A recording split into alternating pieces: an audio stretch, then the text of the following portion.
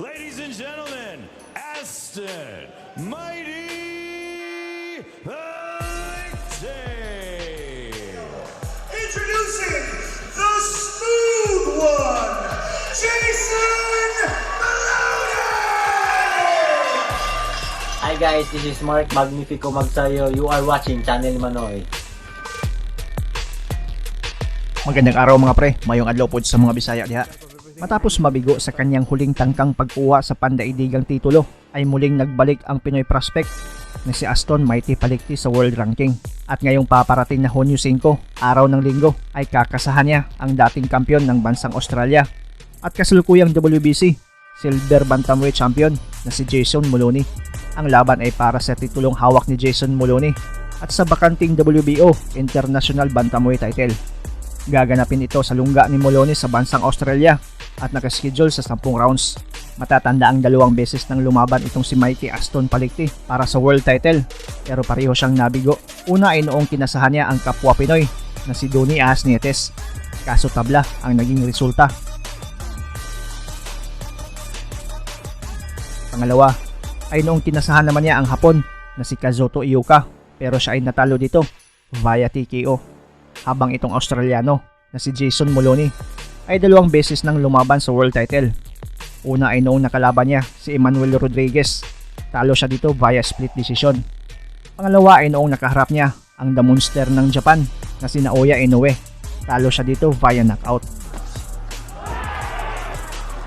Sa kasalukuyan, ranked number 3 si Moloney sa WBO, habang ranked number 14 naman si Palicte. Parehong gustong bumalik sa pagiging top contender para makuha ang inaasam-asam na world title. 23 wins, 2 losses, 18 via knockout si Jason Moloney. 31 ang edad at 5'5 ang tangkad. Habang 28 wins, 4 losses, 23 via knockout naman ang Pinoy na si Palicte. 31 din ang edad at 5'7 ang tangkad. Sa paparating na laban nila ngayong Hunyo 5, kanino kayo tatalpak? Sabay nating tignan ang ilan sa mga highlights ng kani-kanilang mga laban. A little bit of a chess match here, as I would expect. Good body shot there. Was a good left hook to the body by. We're very pleased now to be joined. We're very pleased now to be joined by John Crispin. He's the chairman of. Said no way, keep fighting, and we do. Oh, he's hurt. Said no way, keep fighting, and we do. Oh, he's hurt. And down goes. Victor is counting. Ruled as a knockdown. 50 seconds remaining, round 2. Bombing shots now. He's got to get off of those ropes, or the ref's going to stop it. One-way traffic, and that is it. Game, set, match. Aston Palicte. Next stop, a shot. A couple of clear rounds to Moloney to start us off, and let's see if Nigella can get back into the confidence now. Steps back and throws out some right hands with power on them.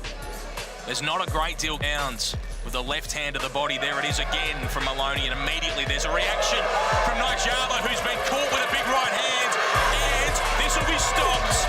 Malcolm Buda jumps in. It's all 65 seconds remaining, round number 1, scheduled for 10, our main event. Counter left. Take a look at the replay here from the end of the round. Palicte with the quick. Rodriguez to the body, leaving himself open. Big shot to left hand from Palicte. Rodriguez fighting into that right hand. Guys, giving you a show here tonight. After Palicte got out of the way of the first. Palicte not getting the right hand through on the shoulder. Down. 9. Rodriguez to his feet. And that is it. Did she have a way to her? She didn't, mate. She Would be kicking herself. Mate, she gave up gambling a long time ago. It's going to take Grant to try and chop him down. Oh, but good it's right-handed. Oh, big left hook. Counter shot. He just Moloney just lined Coming him up now. Bang. That was it. The left hook. Surely in the fog was Rima.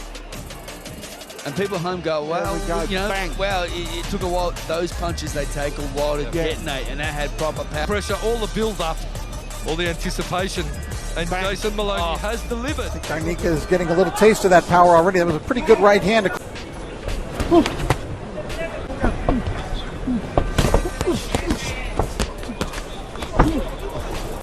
will be fighters, however, that they are familiar with.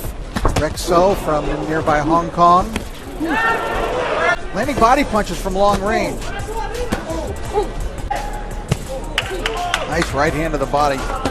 Again, you can hear that in the upper reaches of the Cotai Arena. Palicte getting to work.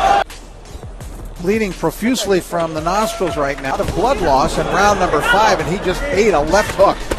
The course of the card have 3 fighters. Now Garnica giving. And Garnica again beginning to look a little bit troubled by the power, and the referee's going to call the fight. Look a little bit.